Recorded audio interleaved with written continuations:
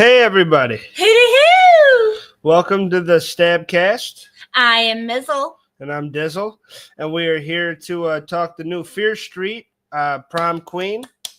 One of my favorite books, guys. Because I don't know if y'all know R.L. Stine, when he started to move on with his career, he made a teen series called Fear Street. Yeah. And I love that book series because I'm a nerd. I will be the first one to say it. I'm a freaking nerd. Yeah. He had a TV and stereo and whatnot in his room with my other brother. I had a radio and books. Yeah. That was it. I had a radio and books till I was 18. Hi guys. Hello. Welcome. But yeah, so it's something I've been really, really excited about since last year that they decided they were doing it because I was so happy. Only thing I'll say is that they diverted from the book a little bit, but not too bad. It's not horrible. Yeah. But I will still say I think the book is better than the movie. Yeah. Normally it is, though. Yeah, that does happen to go like that a lot. Yeah. So also as far as news goes, HBO Max, I believe is the one that has it, has just released Welcome to Derry, which is their prequel series of It. Yes. So make sure you guys go check that out. I do not know how good it is. I don't know anything about it. Yeah. I probably won't watch it. He probably will. Yeah. So we'll have to I definitely see how it goes. Well, yeah, because you like the It story more than I do. Yeah. So it's not that I don't like it. It's just I don't find it scary because I've never been scared of clowns. I hear you. When they did the whole clown popping up out of nowhere shit, I was on the phone with Mom. It was the night before Halloween, and I hear and I look behind me, and there's this white kidnapper van. Yeah. And blaring this song with the clowns in it, and I'm like, "Hi guys, how you doing? How are you?" Yeah. And Mom got so mad. She said, "You're gonna get kidnapped." That's and I was funny. like, "Well, how much I talk? They'll take me back." Yes. They're not gonna keep me. Actually, they were pretty surprised. I got a lot of weird reactions. They're all like, "Wait, what?" Because everyone else is afraid of them, and I'm like, "Hi guys, how you doing?" Yeah, but this one's interesting. This is the fourth one released so far. Yes. Because we had the trilogy all released at once, and now this one's different actors, the whole deal. I will have to say, though, there is an Easter egg right in the beginning. When they go into the bathroom to see graffiti and whatnot, they do have a graffiti of Sarah Fear. Okay. So I will say, yes, she's not in it, but it's still canon. And it says it's still alive, yes. Yeah. Sarah Fear is still alive. It's still canon. Yeah. And also, we got to remember, too, this is in the 80s. Yes. So the 90s movie that we saw hasn't happened yet. Oh, shit. All that stuff hasn't happened yet. Yeah. So we got to put that into motion as well. That this curse is still up and running because we're going to a different timeline, basically. That's fire. So I think it's pretty cool the way that they're doing it. They're making a universe out of it kind of thing. That is pretty sick. Yeah, I think that's really cool. And I think that's the way to go with these movies. Yeah. Make a universe, make a franchise. I think that's the best way to do it with these movies because they're all connected. Yeah, but somewhat separate too. Yeah. And that's what makes them good too, is that, yeah, they're connected, but they are separate. Yeah, you don't have to watch the whole thing. Exactly. Yeah. No, and I think this one does a pretty good job. I didn't like the Fear Street movie. I know you did. I thought the Salem Witch Trial one was bullshit. I just like that they came together, that the whole story wrapped. It wrapped. That's what I liked. It did wrap. About the third one, is that the whole story kind of came to a close here. Yeah. It's the only reason I really liked it. Honestly, he is right. It was kind of hokey. With the whole religious kind of themes and everything, because that's all been said and done and whatnot. I'm sorry if you like religious horror. Dylan on here, he probably will get mad, but I mean, I didn't mean to send that invite, so please ignore it. But I'm not a huge fan of religious horror. I'll watch it every once in a while. Yeah. I'm not a huge fan of it though. And this was and I will give him that. The third Fear Street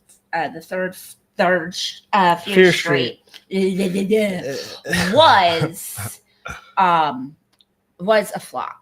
It wasn't as good. It just wasn't as good as the other two. No, it was honestly better once they like got back to the 90s. Yeah. And got back with their friends. I would agree. So I would agree with that. I think this is an interesting movie that they tried to pull off here. And I don't mind it. It's not my favorite in the series either, though. I'm not going to lie. There was performance I liked here. Directed by Matt Palmer, I believe is the man's name. Yeah, Matt Palmer. We had India Fowler, Susanna Sung, Finn Zestraza, Chris Stain, Dave Akno, and Ella Rubin. Shout out to Dixon. Yeah, fuck the cast, right? Sorry. No, it's okay. But yeah. Go ahead. No, but that's the cast. Mm-hmm. And Lori Granger Gallagher. I was thinking of Shameless. Lori Granger is our main character and final girl and all that jazz. Mm-hmm. And her arch nemesis is Tiffany Falconer. Yes. She is the leader of the wolf pack. Yes. She's kind of like a Regina George, but not as pretty. Yes. And this is one we won't spoil too much, so you can go back and watch. Mm-hmm. But there's a lot of craziness involved with Lori and her family and her yeah. I mean, there will be spoilers, of course. You guys know us. We always do spoilers. So if you don't want it to be spoiled, leave now. Just know that it's a story about it's a slasher movie and it's really cool. Yeah. So go watch it on Netflix now if you haven't. If you have and you really want to watch this, go ahead. Mm-hmm. Yeah. So, yeah, let's get into it. Yeah, let's get into it. I mean, I think that Lori did a great job. Mm-hmm. Tiffany's a good villain. She has the wolf pack, which is all the girls. If we're going to give them all the sauce, and Melissa's her bestie. No, Megan. Melissa is Tiffany's bestie. Yeah, I'm talking about Tiffany. Oh, okay. And Megan is Lori's bestie. And Lori has a weird backstory with her parents, which I'll let you get into. Yeah. And her family history. Yeah, unfortunately, Lori Granger has kind of been tainted as far as her name and her heritage goes because her mother was accused many years ago at her own prom of killing Lori's dad. Yeah. But she never really believed that her mom did it, and the woman was actually acquitted too, and she was actually allowed to be a cop. Yeah. And stuff. So I don't think anyone actually believed it at all. But that was the story.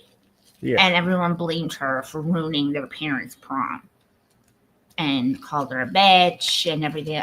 They were nasty to this poor girl. Yeah. And that's not fair because she didn't even know what was going on. Yeah. She had no idea. She didn't know what was going on. She didn't know.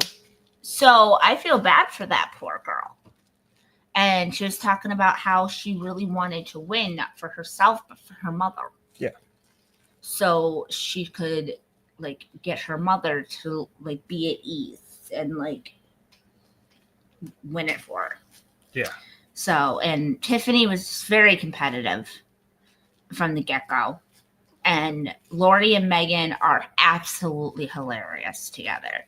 Megan reminds me of a friend I would have in high school. She's just very punky and wants to stay away from everybody. Is nice. Is just really cool. So sorry, I got distracted, guys. But yeah, I mean, I feel like the kills were awesome. Yeah, I loved the kills. Yeah. I mean, it got a little bit hokey. Yeah. With the kills a little bit, just because they kept on using the same technique. Yeah, to an extent. I mean, a lot of heads got chopped off and hands got chopped off and shit like that. There were some really cool ones. Like I like the one you called it a paper cutter. I'm not sure if that's what it's called, but It's like one of those cutter things that you have in wood shop. yeah. And he put the kid's hands in it. He did one hand at a time, and then the kid. And then he did his head. Yeah, but before the kid was trying to open the door with his. Oh nubs. my god, with the nubbies.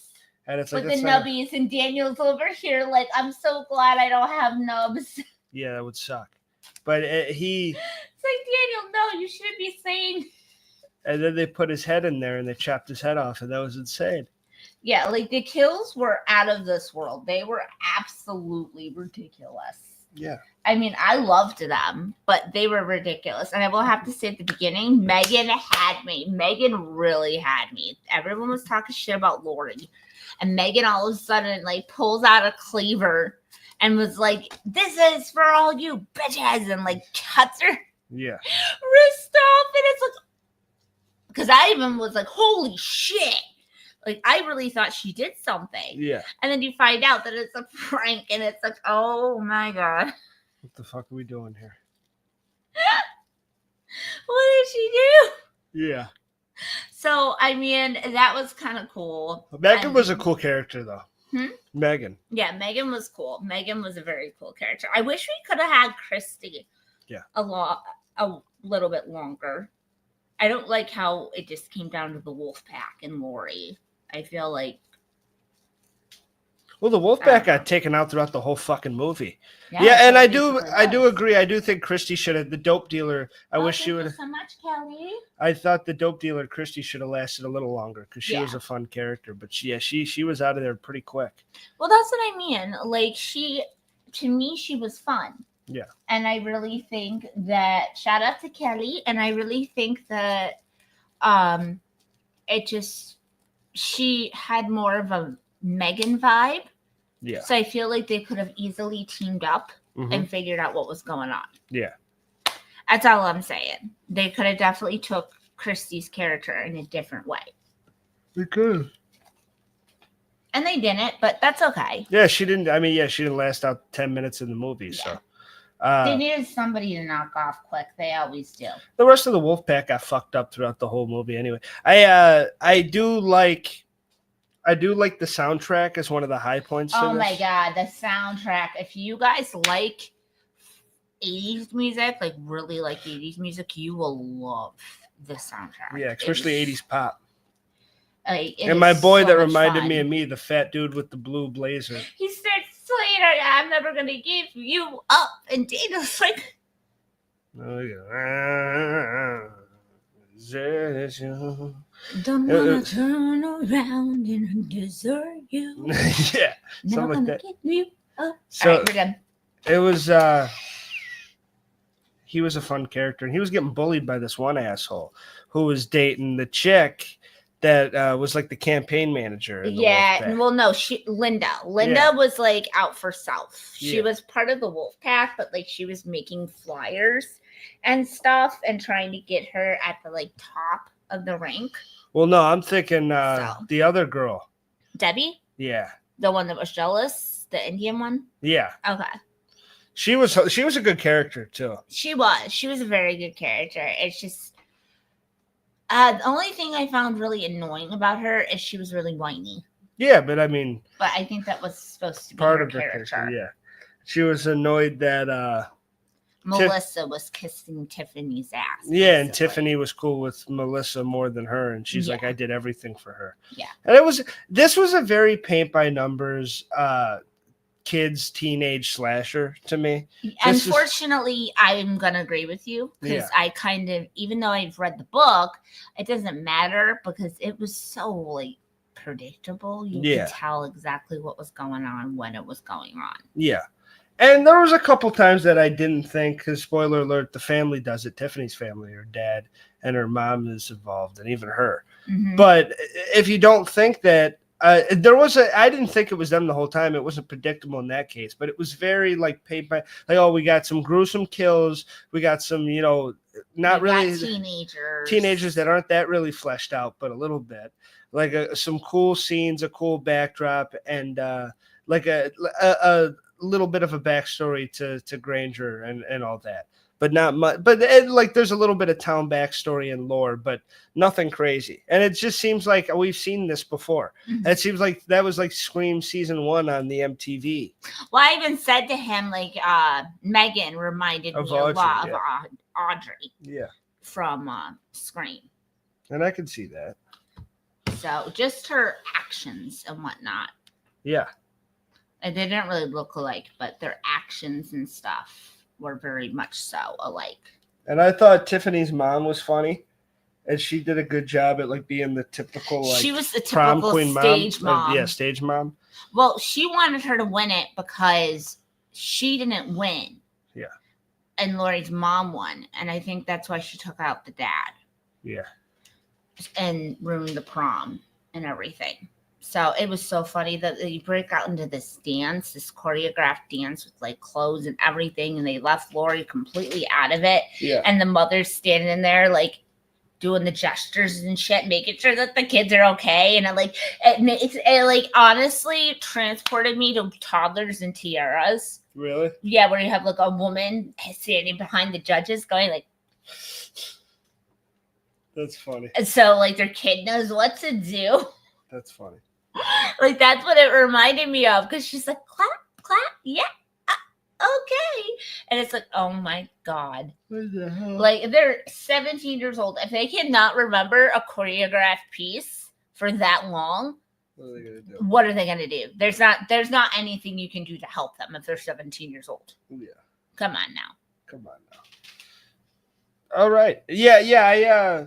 I agree. I do think them coming out in the Star Spangled Spandex was really bitchy and the bully move to try to fuck over Lori. And it was funny how she's like, they fucked me afterwards, and they were trying to look all hot and stuff. I do think it's like a class. Oh, hello, Marcel. Thank you so much. There's a classic concept to it, and it does have a fun feel to it, but it does feel a bit too familiar for my taste. Yeah. It was a bit too paint by numbers. Yeah. It reminded me a lot of the original Prom Night. Yeah. And every time someone was alone, you knew they were going to die. Yeah. The music, unfortunately, gave it away. Yeah. Like when it came to instrumental, suspenseful music, it gave it away. Hello. Thank you so much. So, yeah. It's just crazy how this all ended up, and I feel really bad for Lori because she was trying to be nice and go with this girl to her house and stuff. She didn't realize she was falling for a trap. Yeah.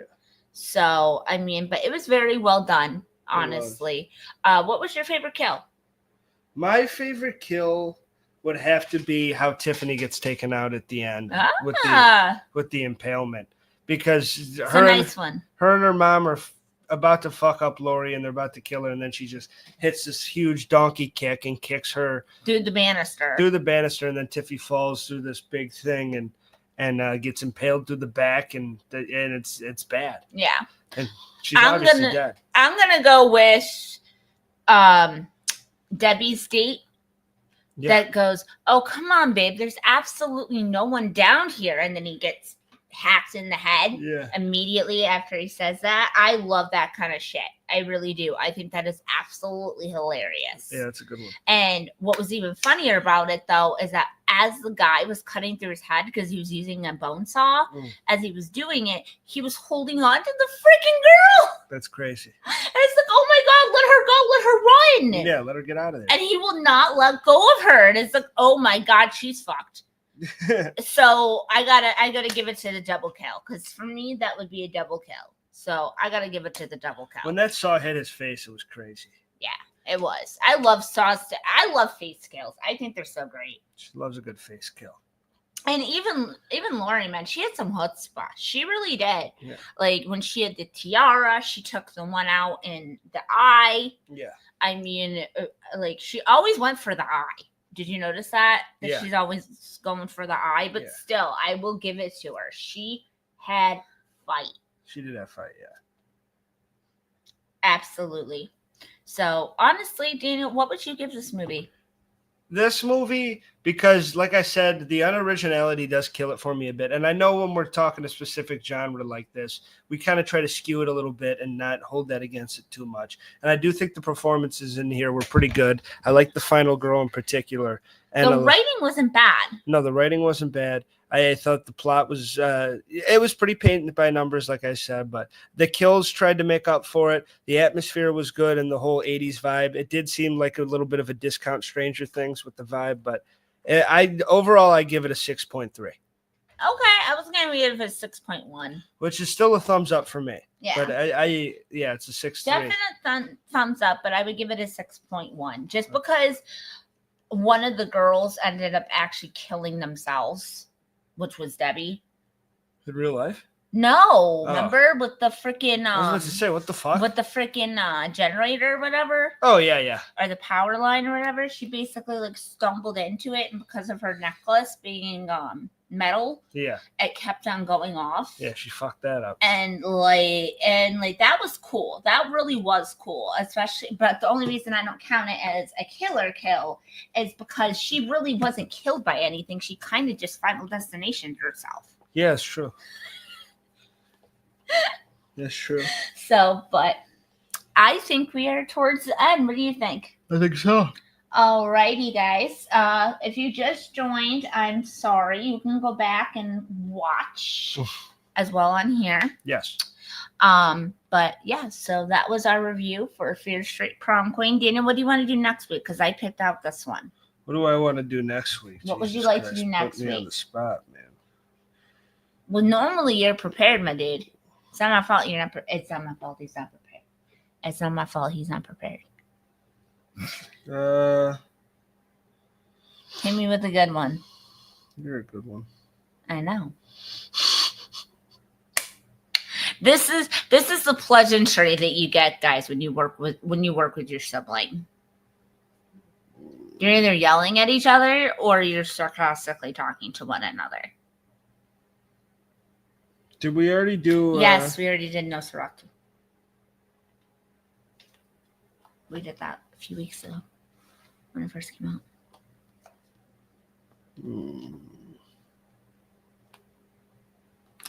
Remember, we have ones that we haven't recorded either yet. That we've done, but we haven't recorded. Let's do A Quiet Place Day 1. The second Quiet Place. Well, we haven't even done the first one, though. I don't care. Okay. I think this is the third one. so that's what it's a prequel, so it'll give you everything you need to know. Okay. All right. I'm okay with it. Just as long as I don't have to watch it in the dark. Yes. So Where is it, though? Netflix. I'm going to have to come over here and watch it. Yeah, I know. Damn it, Daniel. You'll be okay. All right, we'll see everybody next time on the StabCast. Give him a big fat hootie hoo. All right, bye, guys. Bye, guys. Love you.